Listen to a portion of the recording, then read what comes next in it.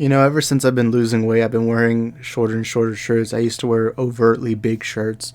And here's something that's funny. My arms are really brown. Like, look how brown they are. Like, that's burnt. But then now, with my normal wearing shirts, now you see, like, white. And it's kind of funny because now people get to see my white side and my dark side. So you could be saying that I'm ending racism. How's it going, guys? Welcome back to a brand new video. If you're new, it'd be very much helpful if you subscribed. And if you didn't, I will actually look up your IP address and make sure that you subscribe. I'm just kidding around. But today we're talking about the Twomad situation. Now, before I get into all of it, we'll get into certain conversations about things that some people feel very uncomfortable with about. I assume most of the people that clicked on this video already know what's happened, so this is just going to be me giving my opinion. There's going to be two parts in this video. Number one part will be about his tweet incident, and then number two will be about the allegations that have come up because of all this. I also want to clarify that I actually never knew who Twomad was until like a day or so ago. Like, I'm being honest, I didn't know who he was. I don't say this is because I know nowadays, like, the way to criticize someone is by saying you don't know them. That's not what I mean. I'm just saying that I genuinely had no idea who this guy was. Uh-oh, did you hear that? The police. She told me she was 18. She told me she was 18. So this all began because he posted his picture on Twitter. He was getting in an argument with somebody, and he posted a picture and said this was his girlfriend. Now, the picture of the girl here it was a trans girl who was 16 years old. She was murdered, and obviously this brought up a lot of questions with him. Now, from what I've been able to figure out about him is he's a very edgy guy. I actually found this one tweet, and if I can find it, I'll put it on screen. If I can't, sorry, but there's this person who really summed up who Twomad is. He summed him up by saying he's a guy who lives in the Filthy Frank era, but takes it too far. Because the thing with Filthy Frank, and I think this is something a lot of edgy people need to understand, and I'm an edgy person myself. I make a lot of edgy jokes. There's a lot of jokes I say here that people will think it's out of pocket, but the thing about Filthy Frank is Filthy Frank was always meant to be satire. Filthy Frank was always meant to be someone you're not supposed to be. That was actually literally his channel description. It was literally, this is what no one should be like. This is the worst person possible, because it was always said that Filthy Frank as a character was a sexist, a racist, a misogynist, a bigot, every type of phobia. I think it was even said that he was a Nazi, because I know it's canon that he had like a German grandfather who would take him to bed and tell him like bedtime stories about the war. I know that was an entire lore. Bro, trust me, I was in the whole Filthy Frank lore, but it looks like Twomad was inspired by that and uses that as ammo and uses it as his edgy humor. Now, I like making edgy humor, but the thing is, I always clarify I'm joking, and I always make sure not to take the joke too far. I feel like everyone who watches my videos knows that very well. They know that I'm just joking, and they know very well that I'm not ill intent, which is also another conversation that needs to be brought up about intention. What is the intention when you make a joke? Now, with this guy, when he posted the picture, and a lot of people are like, hey, that is a 16-year-old trans girl who was murdered. It's like, why are you posting pictures of her? Now, his response was by saying he didn't know who she was and that he thought she was hot. Now, Twomad is in fact 22 years old. He's a year older than me. Here's the thing. Because of Twomad's history and because he purposely tries to go past the line, I don't believe him for a second. To me, I believe that he knew who this girl was, and it was kind of like a dumb, silly thing. In his Twitter profile picture, it was the iDubbbz old logo, and then it was the Carson logo. So to me, it seems like he knew very well, but he wanted to make a joke. Now, I don't know him personally, so maybe I could be wrong, but I don't know. It feels like too specific.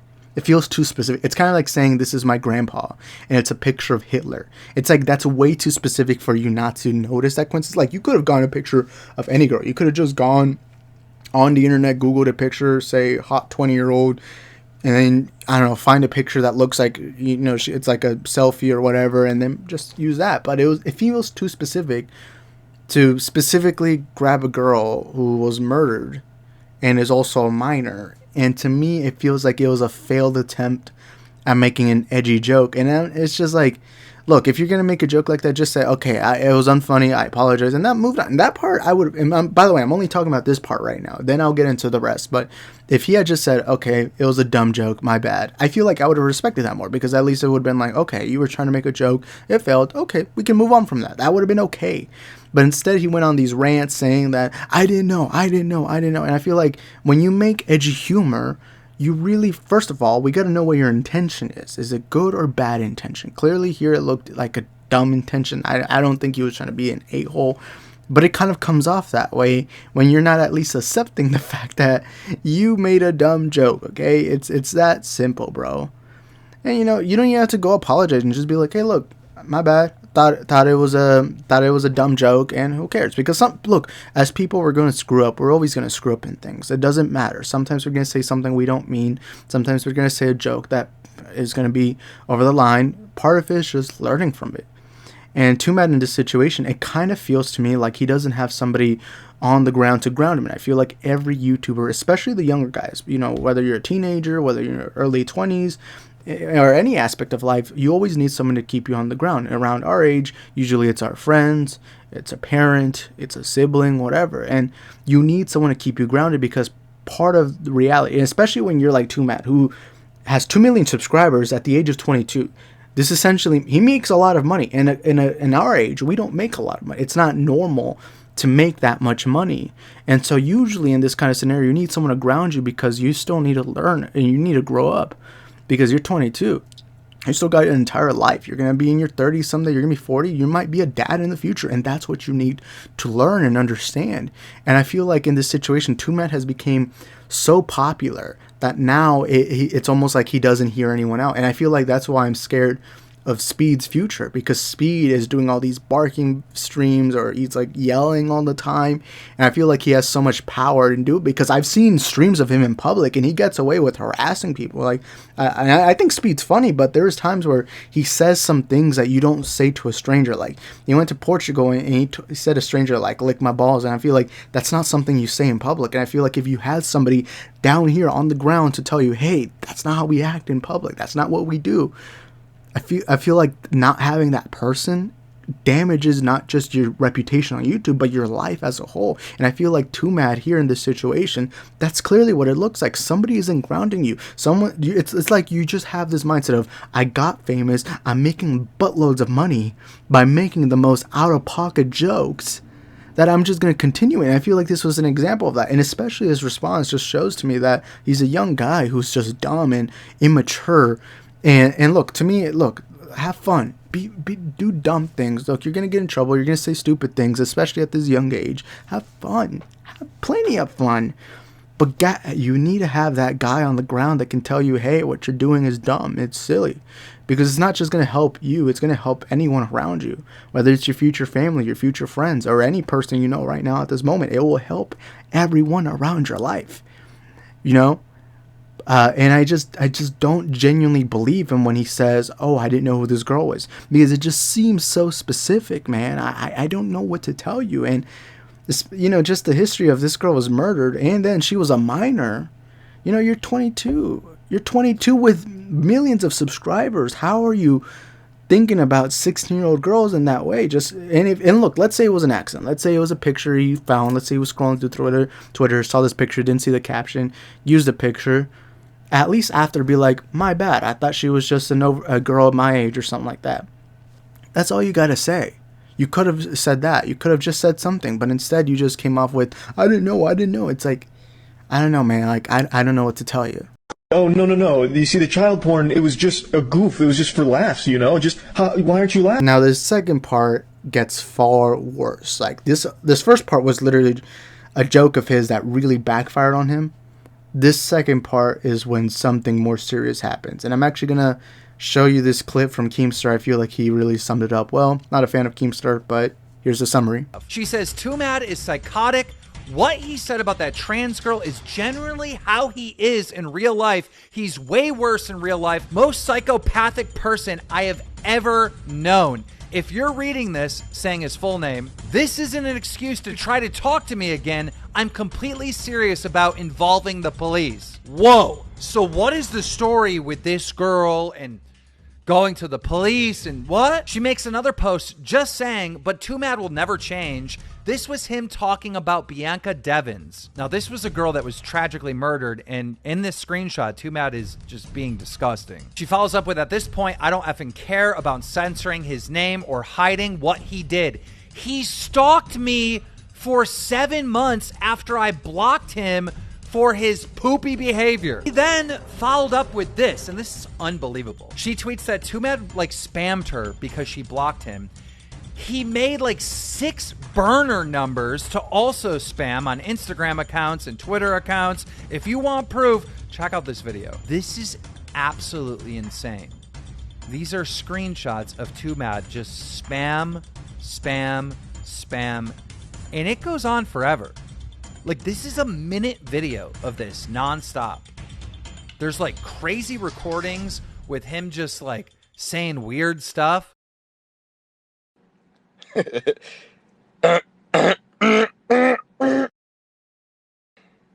we go.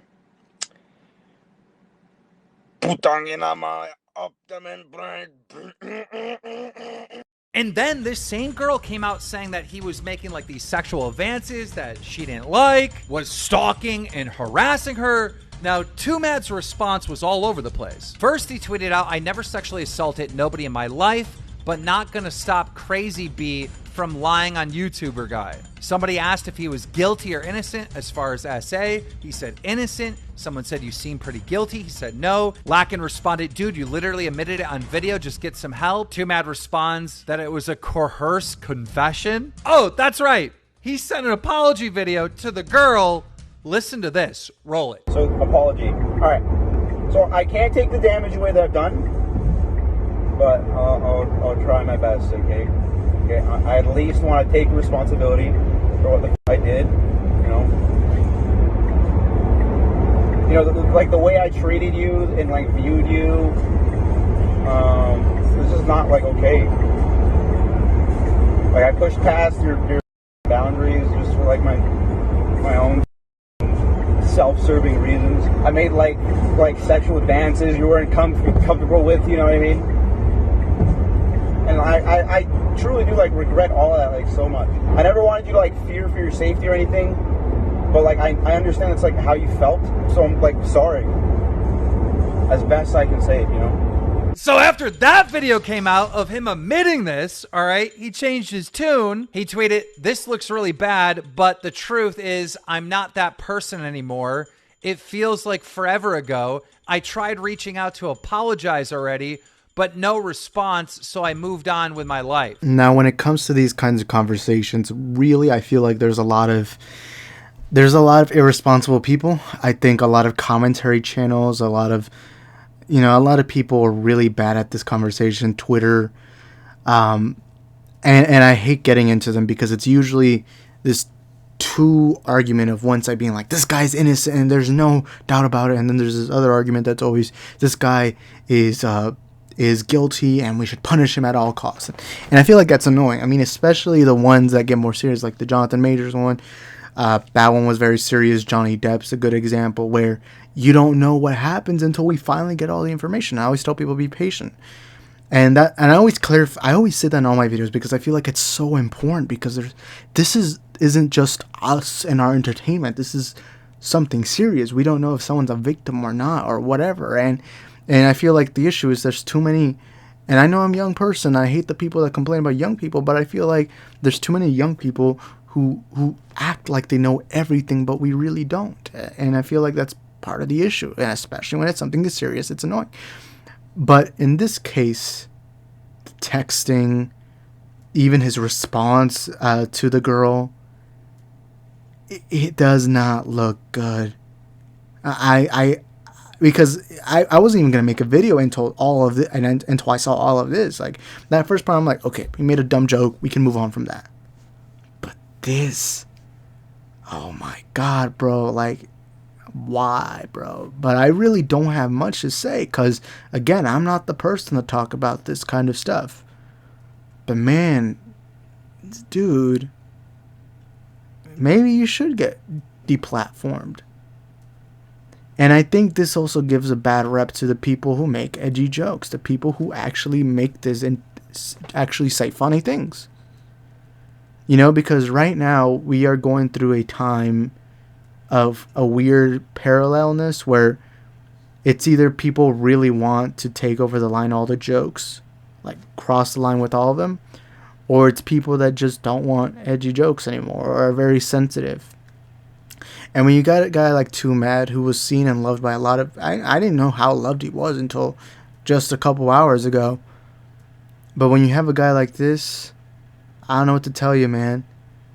And I can't say much because it all speaks for itself. This is gross and horrible.